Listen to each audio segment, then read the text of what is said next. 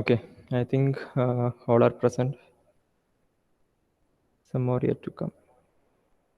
Okay, anyways, let's discuss the final answer at first of the previous question that we discussed in the last class. And that was, what was the value of n0? N0 value എന്താണ് കിട്ടിയത്? N0. Final values മാത്രം ഒന്ന് പറഞ്ഞാൽ മതി. You will just cross check. N0 was, what was N0 value? 5.47 into 10 5 raised point to 47 into 10 raised to 16. 10 raised to 16 per centimeter cube, right? Then what was the value of P0? 1.14 into 10 raised to 10. 1.114. 1.14 into 10 raised to 10. 10 per centimeter cube. Then sigma 30.63. 30.60. 63. 30.63. Unit Ohm inverse, centimeter inverse. Okay.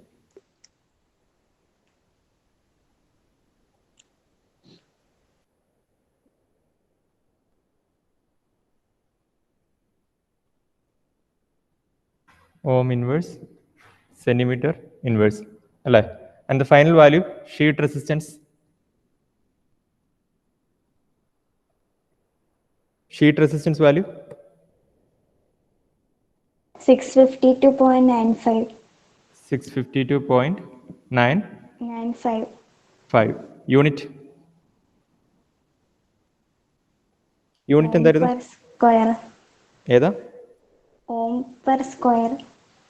Ohm per thickness ഇല്ലേ? തിക്നെസിന്റെ ഒക്കെ എന്തായി? അത് cancel ചെയ്ത് നോക്കിയോ?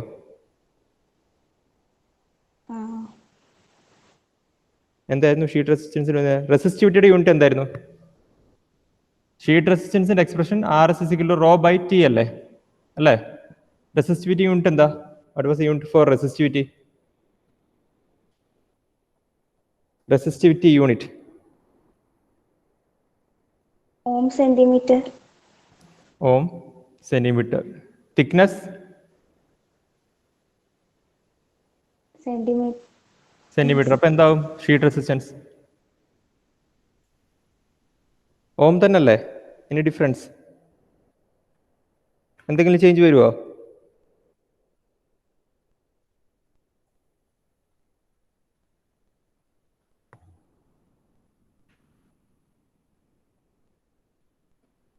എല്ലാവർക്കും same ആണോ വന്നത്? ഈ വാല്യൂ കറക്റ്റ് ആണോ എല്ലാവർക്കും വന്നത്? 652. ആഷ്ന, റോഷ്നി, അക്ഷയ്, നിങ്ങൾക്കൊക്കെ ഈ വാല്യൂ തന്നെയാണോ വന്നത്? ചെയ്ത് നോക്കിയിരുന്നോ? റോഷ്നി എത്ര വാല്യൂ കിട്ടിയ? 644 ആവുന്നത് അല്ലേ? Okay.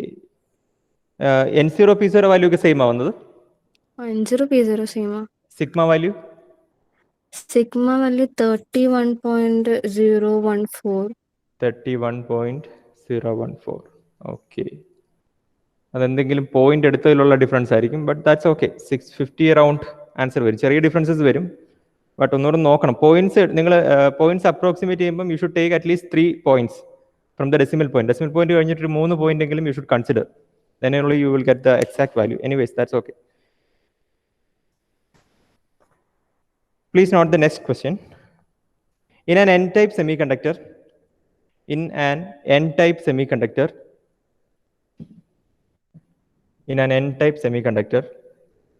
the Fermi level lies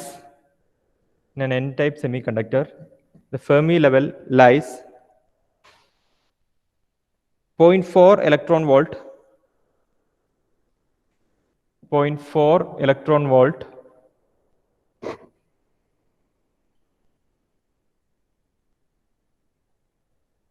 below conduction band.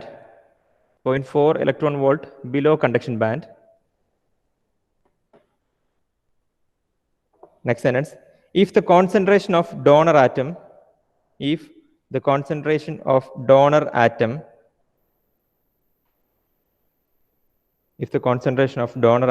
is doubled if the concentration of donor atom is doubled,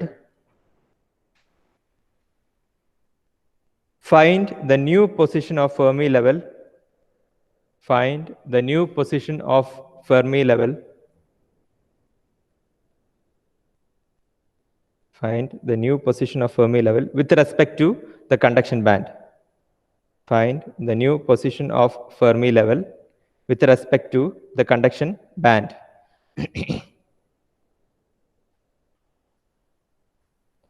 So as per the question, you have a figure like this. You can roughly draw this figure.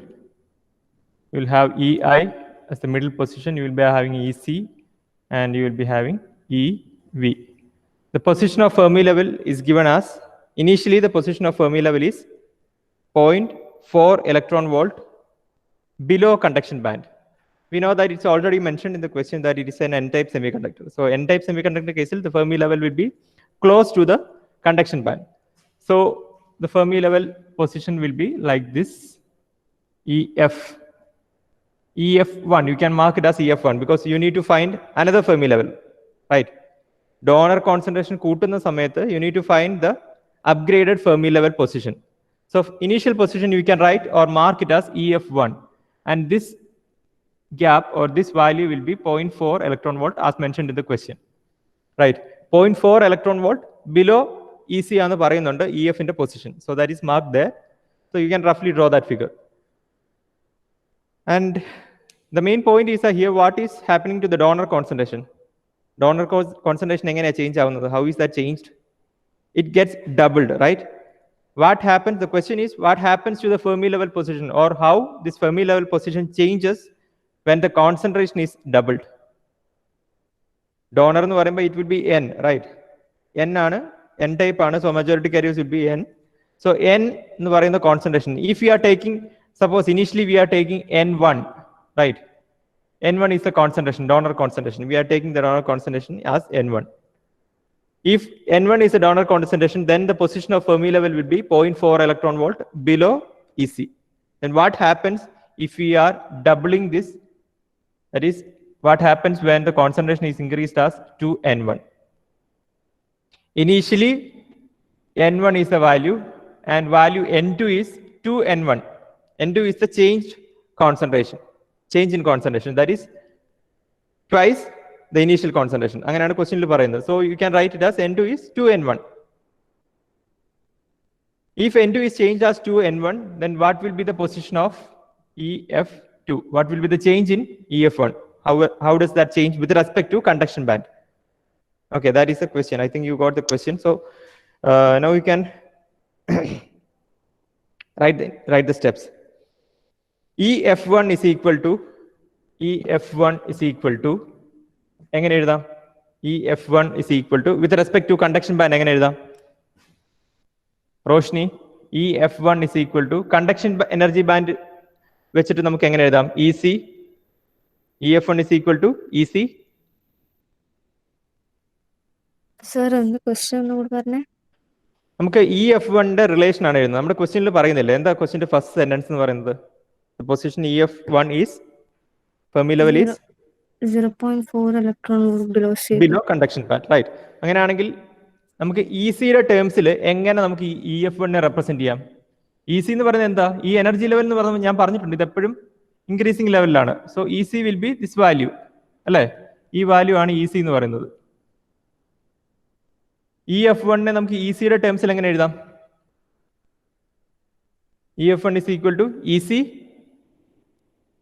Minus EF. ആണോ? EF1 അല്ലേ? EF1 എന്ന് പറഞ്ഞ position ഏതാ? ഇതാണ് EF1 അല്ലേ? അത് നിങ്ങൾക്ക് കിട്ടുന്നില്ല. EF1 ഇവിടെ മാർക്ക് ചെയ്തിട്ടുണ്ടെങ്കിലും that value is this much energy level, right? ഇത്രയുണ്ട് EF1 എന്ന് പറയുന്നത്. So EF1 can be written as EC. എന്നിട്ട് മനസ്സിലായില്ല? EC ഇത്രയുണ്ട്, EF1 ഇത്രയുണ്ട്. അങ്ങനെയാണെങ്കിൽ EF1 ന്റെ എക്സ്പ്രഷൻ എനിക്ക് എങ്ങനെ എഴുതാം? EF1 is equal to EC ന്ന് എന്ത് കുറച്ചാൽ മതി?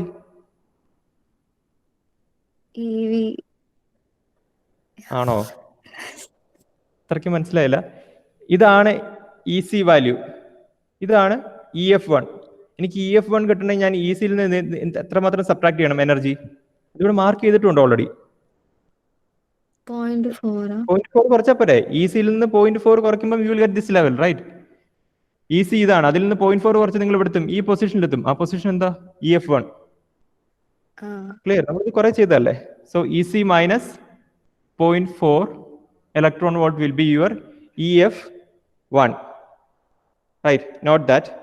അത് നോട്ട് ചെയ്ത്. EF1 is equal to EC minus 0.4 electron volt.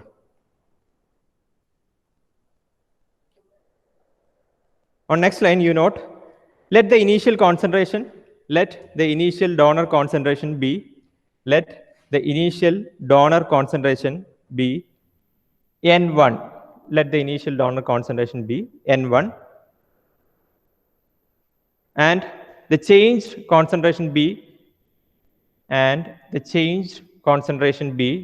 N2. Initial concentration N1 ഉം change ആയിട്ടുള്ള concentration എന്ന് പറയുന്നത് N2 ആണ്. In that sense, you can write, as per the question, N2 is equal to double ചെയ്യുകയാണെന്നാണ് പറയുന്നത്. Initial concentration doubling ആണ് നടക്കുന്നത്. So N2 will be 2N1. N2 is equal to 2N1. Okay.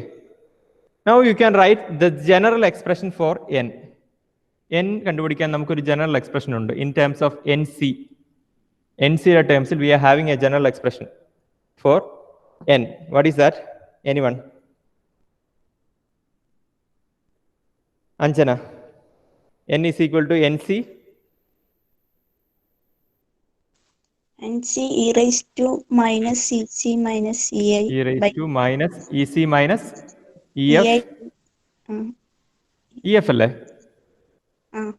EC minus EF by KT. Note this. N is equal to NC e raised to minus EC minus EF by KT.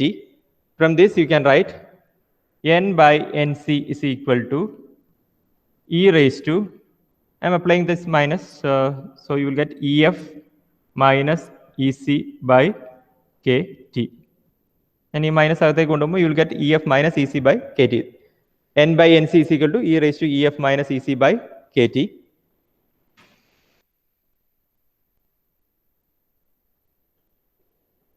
How can you change this E? E മാറ്റനെ നമ്മൾ എന്താ ചെയ്യണ്ടേ? What should you do? എന്താ ചെയ്യണ്ടേ? What to do now? In order to change this E. E മാറ്റണമെങ്കിൽ എന്താ ചെയ്യണ്ടേ? On both sides, what should we do? Anusree എന്താ ചെയ്യണ്ടേ? ലോഗ് ഏത് ലോഗ്? ഈ ടേം ആണെങ്കിൽ ഏത് ലോഗ് എടുക്കണ്ടേ? ലോഗ് ആണോ നാച്ചുറൽ ലോഗരിതം ആണോ? Natural logarithm. Applying natural logarithm, you'll get ln n by nc is equal to, എങ്ങനെ വരും? ln ഇവിടെ അപ്ലൈ ചെയ്യുമ്പോൾ you will not be having that e value. You will get ef minus ec by kt.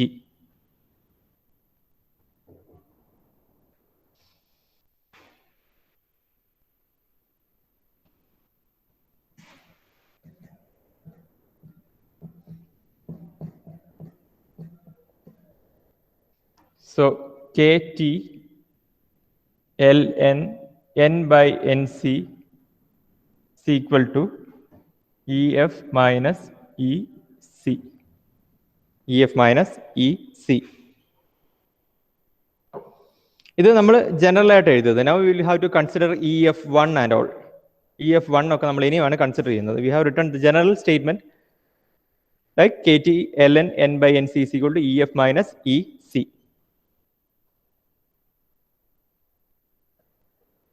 Now, if you are considering the initial case എന്തായിരിക്കും സംഭവിക്കുക? നമ്മൾ initial കേസിലെ concentrations ഒക്കെ പറഞ്ഞിട്ടുണ്ട്. ഇനീഷ്യൽ കേസിലുള്ള difference, this n value will be n1 and this EF value will be EF1. That's the difference. So you can write that. Initially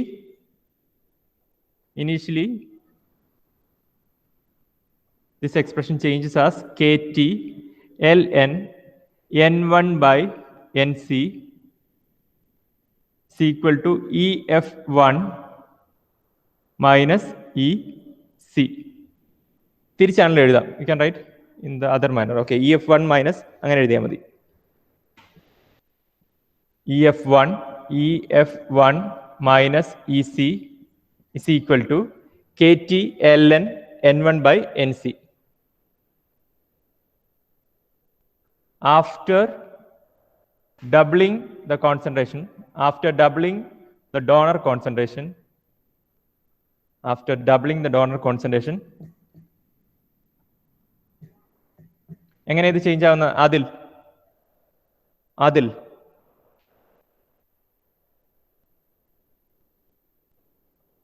present അല്ലേ?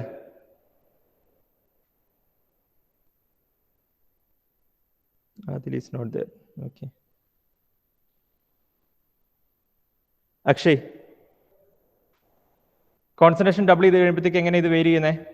അക്ഷയ്,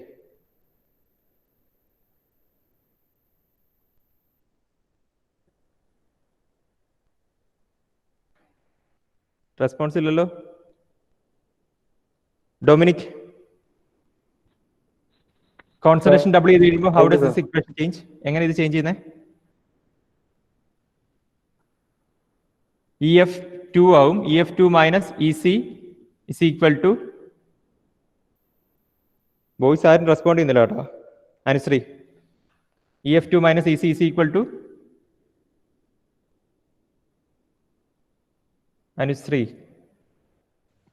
എങ്ങനെ ഇത് ചേഞ്ച് ആവുന്നത്? EF2 മൈനസ് EC നമ്മൾ double ചെയ്ത് കഴിയുമ്പോഴത്തേക്ക് EF1 അല്ല, അപ്പം ഫെർമി ലെവലിൽ ചേഞ്ച് സംഭവിക്കുന്നുണ്ട്. So we wrote it as EF2 minus EC is equal to, concentration എങ്ങനെ ചേഞ്ച് ചെയ്തത്? നമ്മൾ ഓൾറെഡി ഇത് പറഞ്ഞു കഴിഞ്ഞു. KT LN N1 അല്ല, അതെങ്ങനെ ഡബിൾ ചെയ്തു? ഡബിൾ എന്ന് പറയുമ്പോൾ എങ്ങനെ എഴുതും? N2 ആണ്. N2 എന്തെന്ന് നമ്മൾ എഴുതിയേ? N2 equal to 2N1. 2N1 ആണ്. So you can replace this space by 2N1 by NC. Okay. Mark this equation as 1 and this equation as 2. I hope it's clear. വലിയ കാര്യങ്ങളൊന്നുമില്ല. സെയിം എക്സ്പ്രഷൻ, ഇതാണ് നമ്മുടെ basic expression. ആ എക്സ്പ്രഷനിലെ initial case നമ്മൾ എഴുതി. Initial കേസിൽ EF1 ആണ് നമ്മുടെ എക്സ്പ്രഷൻ. ഇനി EF1 ആണ് നമ്മുടെ ഫെർമി ലെവൽ പൊസിഷൻ. കോൺസെൻട്രേഷൻ എന്ന് പറയുന്നത് N1 ആണ്. നമ്മൾ ചേഞ്ച് ഡോണർ കോൺസെൻട്രേഷൻ ഇരട്ടിയാക്കി കഴിഞ്ഞാൽ അല്ലെങ്കിൽ ഡബിൾ ചെയ്ത് കഴിയുമ്പോൾ the equation changes as EF2, right? Fermi ലെവലിന് ചേഞ്ച് സംഭവിക്കുന്നുണ്ട്. അതാണ് നമുക്ക് കണ്ടുപിടിക്കേണ്ടത്. ഈ Fermi level with respect to EC എത്രമാത്രം ചേഞ്ച് ആയി എന്നുള്ളതാണ് our question. So what we did was we changed the concentration also. Concentration is doubled as per the question. So we have written as 2N1 by NC. Now you can subtract 2 minus 1. You perform this operation, 2 minus 1, equation 2 minus 1. Equation 2 minus 1 cheyide. Let me see what happens.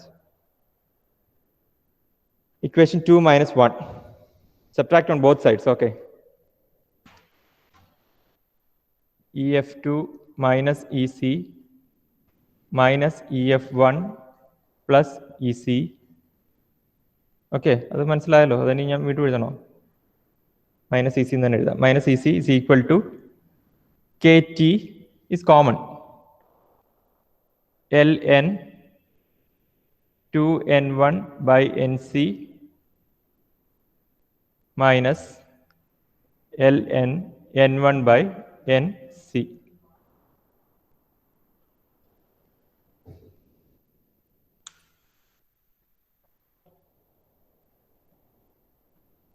ഇതെങ്ങനെയാവും? Left hand side എങ്ങനെയാവും? Ashna, left hand side becomes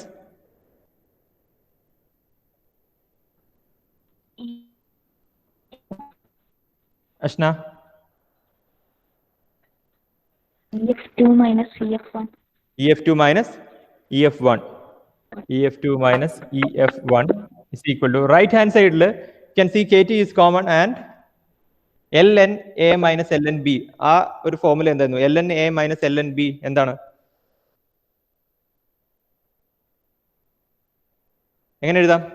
ln A minus ln B. General expression എന്താ? ln A എങ്ങനെയാ? Divided by ln B ആവും. So in that sense you can write it as KT and this will become ln A is 2N1 by NC divided by N1 by NC. ഞാൻ ഇതെല്ലാം detail ആയിട്ട് എഴുതുകയാണ് so that you won't get confused. KT into ln 2N1 by NC into NC by N1 NC gets cancelled, N1 gets cancelled, and this will be KT LN2.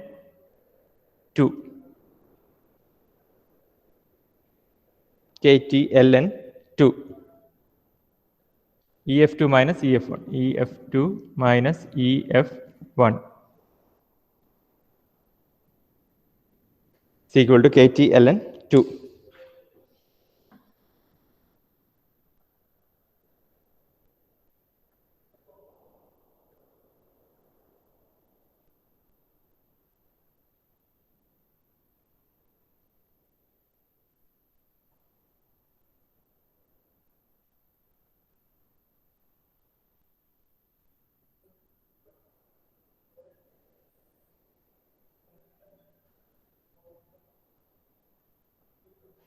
So what should you do now? You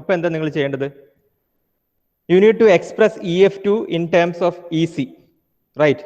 You need to express EF2 in terms of EC. For that, what can you do? You can substitute EF1 with a value containing EC. നമ്മൾ EF1 EC terms we have expressed that initially. തുടക്കത്തിൽ നമ്മൾ represent ചെയ്തിട്ടുണ്ട്. What is that expression? EF1 is equal to Roshni. EF1 is equal to നമ്മൾ first എഴുതിയിരിക്കുന്നത് EC minus 0.4 electron volt. That equation can be substituted in place of EF1. എന്തിനാണ് നമ്മൾ ചെയ്യുന്നത്? We need to express EF2. അതാണ് ക്വസ്റ്റ്യനിൽ പറഞ്ഞിരിക്കുന്നത്. You need to find the new Fermi level position with respect to EC.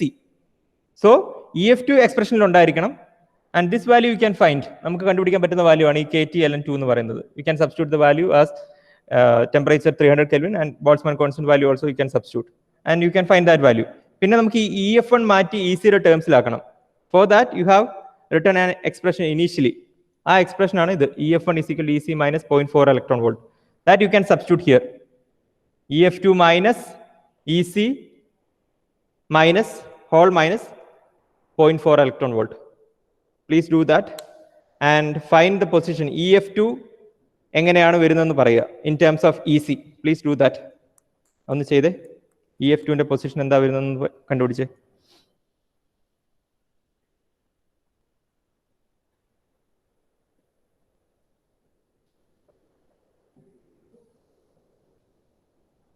Find the position of EF2.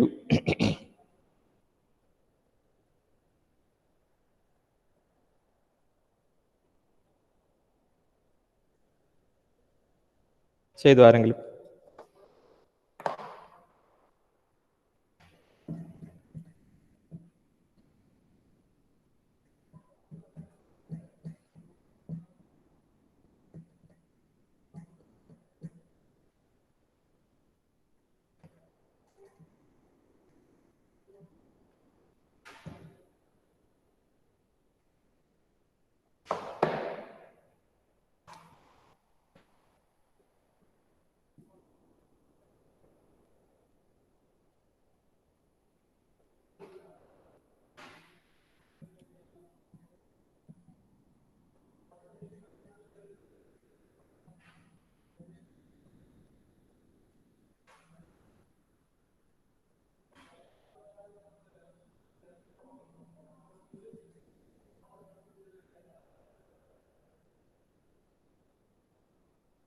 എങ്ങനെ വരും?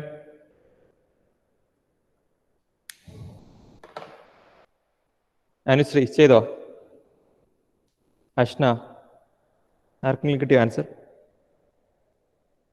ഷാരോൺ ചെയ്യുന്നില്ലേ?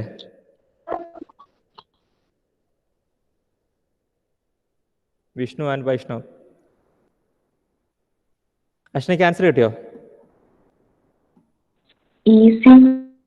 എത്രയാ? 0.38. ഒന്നുകൂടെ പറഞ്ഞ. EF2 is equal to EC minus 0.38. Yes, correct. EC minus 0.38 electron volt. Very good. 38. This will be the answer, which means that the new Fermi level position will be below conduction band by 0.38 electron volt. അങ്ങനെയാണ് നിങ്ങൾ final statement എഴുതുന്നത്. Initially the position of Fermi level was ഏതാ? Initially N1 concentration ആയിരുന്ന സമയത്ത് the position of Fermi level was 0.4 electron volt below conduction band.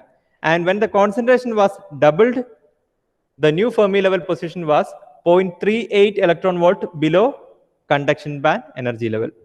So that will be your statement. I hope it's clear. Question atyavasham standard ulla question aanu. This can be expected in your examinations also. Inganulla questions you can expect. So the new Fermi level position will be 0.38 electron volt below conduction band energy level. That statement should be present in your solution. Our solution നിങ്ങൾ ആ statement എഴുതിയിരിക്കണം. You should not stop with this expression. ഈ expression കൊണ്ട് നിർത്തരുത്. You should state that also. എല്ലാവർക്കും ഈ answer കിട്ടിയോ? Answer ചെയ്ത് കിട്ടിയായിരുന്നോ ഈ വാല്യൂ? കിട്ടി. Okay okay. I hope everyone got this answer. Dominic ഇത് ചെയ്ത് കംപ്ലീറ്റ് ചെയ്തിരുന്നോ? ഡൊമിനിക് സർ കിട്ടിയത്. ഓക്കെ.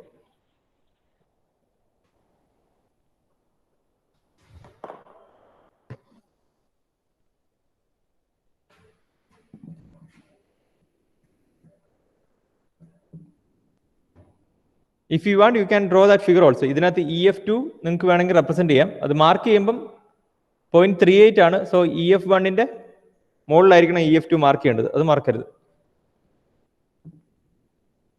The question പറഞ്ഞിട്ടില്ല. If you are asked, you can draw that also.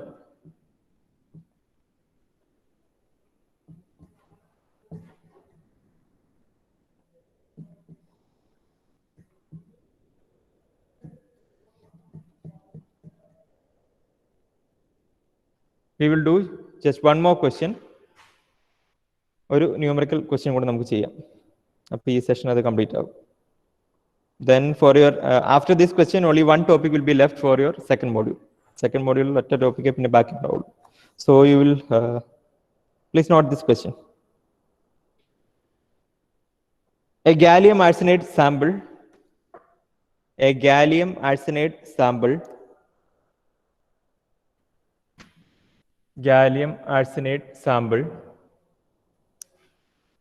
is doped so that the electron and hole components is doped so that the electron and hole components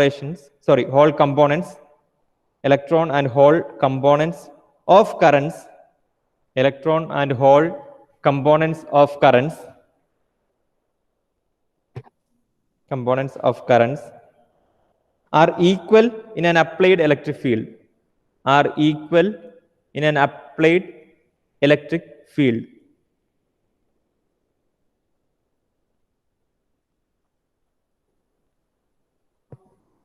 Are equal in an applied electric field.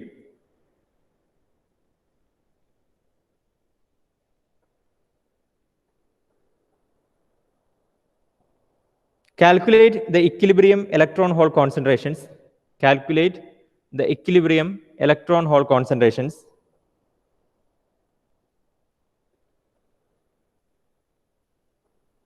Calculate the equilibrium electron-hole concentrations, comma, the net doping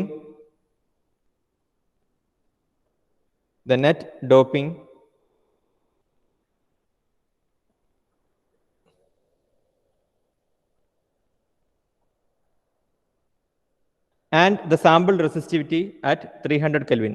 And the sample resistivity at 300 Kelvin. Mu n is equal to, question is തന്നിട്ടുള്ളത് mu n is equal to 8500 volt per centimeter square. Sorry, centimeter square per watt second. That unit is a mistake. Mu n is equal to 8500 centimeter square per volt second. Mu p is equal to, mu p value is 400 centimeter square per volt second. 400 centimeter square per volt second. And Ni value is 1.79 into 10 raised to 6. Ni value is 1.79 into 10 raised to 6 per centimeter cube. These are the values given in the question. You will need to find the equilibrium electron-hole concentration, that is N0 and P0. Then you need to find the net doping. Net doping കണ്ടുപിടിക്കാൻ വേണ്ടി you should initially see whether N0 or P0 ഇതിൽ ഏതാണ് greater എന്നുള്ളത് you will get and subtract the lesser value from the greater value, then you will get the net doping, and then you can easily find the sample resistivity. Resistivity can always be found by calculating the conductivity. Conductivity expression, we know that. So from that, you can calculate the resistivity easily. So initially, you need to apply the conditions given. Conditions വന്നിട്ടുണ്ട്. First statementലാണ് or first sentenceലാണ് നമുക്ക് conditions പറഞ്ഞിട്ടുള്ളത്. What is the condition? A gallium arsenide sample is doped so that the electron and hole components of currents are equal in an applied electric field. So applied electric field is same. The hole and electron components of currents are equal. That's the point. Applied electric field, hole and electron components of currents. Applied electric field ഏത് component ആണ് ഉള്ളത് നമുക്ക്? അതാണ് point. Applied electric field, which is the component that we should consider? Anjana, applied electric field ഏത് component നമ്മൾ consider ചെയ്യുന്നത്? രണ്ട് components ആ carrier transportation ഉള്ളത്. So it is also mentioned applied electric field ലുള്ള components. അതേതാ? ഏതാ? ഇലക്ട്രിക് ഫീൽഡ് അപ്ലൈ ചെയ്യുമ്പോൾ ഏത് കമ്പോണന്റ് ആണ്? നമുക്ക് കരിയർ ട്രാൻസ്പോർട്ട് മെക്കാനിസം നടക്കുന്നത് രണ്ട് റീസൺസ് കൊണ്ടാണ്. ഏതൊക്കെയായിരുന്നു? ഡ്രിഫ്റ്റും ഡിഫ്യൂഷനും. അത് അങ്ങനെ പഠിച്ചാൽ മാത്രം പോരാ, നമ്മൾ ഈ ക്വസ്റ്റ്യനിലൂടെ അത് മനസ്സിലാക്കണം. ക്വസ്റ്റ്യനിൽ പറഞ്ഞിട്ടുണ്ട് so that the electron and hole components of currents are equal in an applied electric field. Electron and hole components of currents in an applied electric field. So നമ്മൾ ഏത് കമ്പോണന്റാണ് കൺസിഡർ ചെയ്യേണ്ടത്?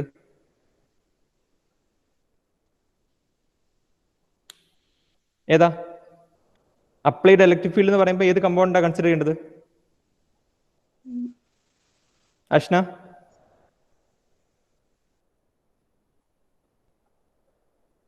Ashna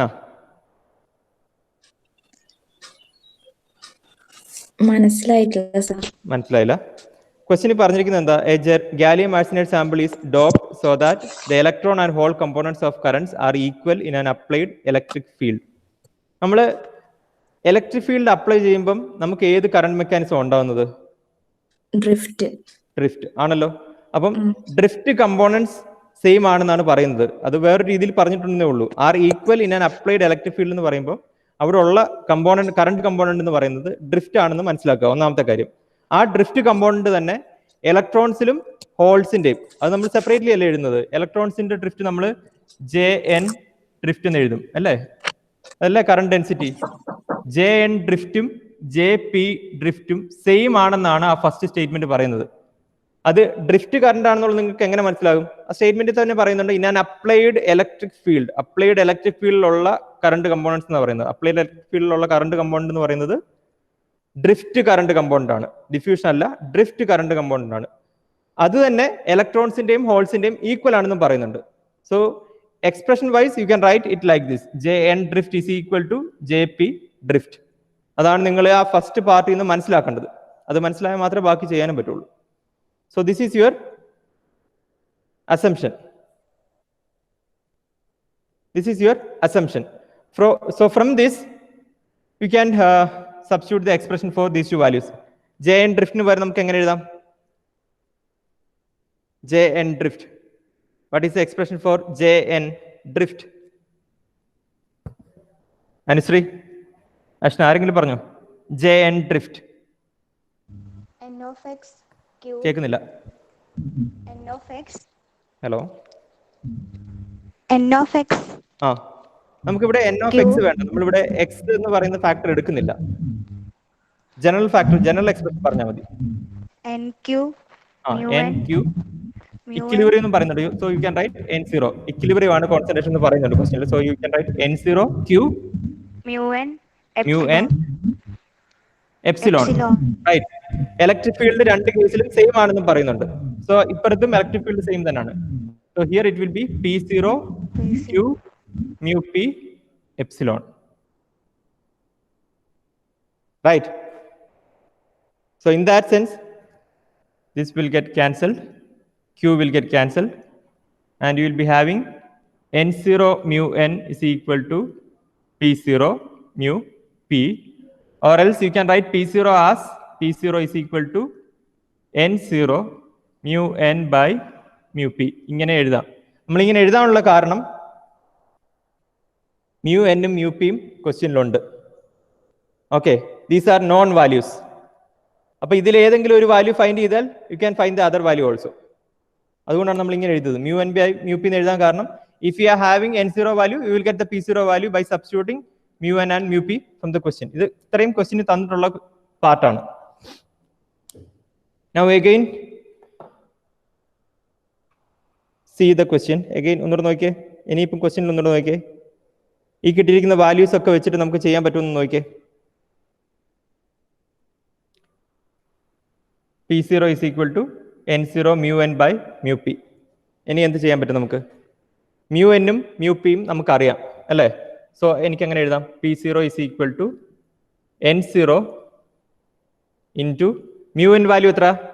8500 by mu p value is 400. എത്ര വരുന്നത്? p0 is equal to എങ്ങനെ വരുന്നത് നോക്കി. p0 is equal to 85/4 എത്ര വരുന്നത്? ചെയ്തില്ല ആരും, എൻ്റെ കൂടെ തന്നെ ചെയ്യണേ. 85/4 എത്ര വരുന്നത്? 21.25 n0. 21.25 n0 എന്ന് വെച്ചാൽ p0 എന്ന് പറയുന്നത് 21.25 n0 ആണ്. അത് നമുക്ക് കിട്ടി. അപ്പൊ നമുക്ക് എന്താ ചെയ്യാൻ പറ്റുന്നത്? ഇനിയും n0 p0 നമ്മുടെ general expression mass action law എന്ന് പറയുന്നത് n0 p0 is equal to ni² ആണ്. നമ്മൾ എല്ലാ ക്വസ്റ്റ്യൻസിലും യൂസ് ചെയ്യുന്ന ഒരു expression n0 p0 is equal to ni². ഇതിൽ ഏതൊക്കെ നമുക്കറിയാം? ni അറിയാം, it is given in the question. And p0 also you can express in terms of n0 അല്ലേ? അതല്ലേ നമുക്ക് ഇവിടുന്ന് കിട്ടിയത്. p0 നമുക്ക് n0യുടെ ടേമിൽ ആക്കാം. എന്തിനാ അതാക്കുന്നത്? നമുക്ക് ഒറ്റ അൺനോണേ അപ്പോൾ ഉണ്ടാവുള്ളൂ. അപ്പൊ n0 p0ക്ക് പകരം you will write n0 into p0. p0ക്ക് പകരം n0 into 21.25 n0 is equal to ni². So what will be the answer of n0 is equal to ni² by n0² is equal to ni² by 21.25, and from that you substitute the value of ni here and find the value of n0. ചെയ്തു നോക്കിയേ. ഈ type questions ഒക്കെ important ആണ്, നിങ്ങൾക്ക് ചോദിക്കാൻ chance ഉള്ള questions ആണ്. പെട്ടെന്ന് n0യും p0യും കണ്ടുപിടിക്കുക. നമുക്ക് സമയവും പോകുന്നുണ്ട്.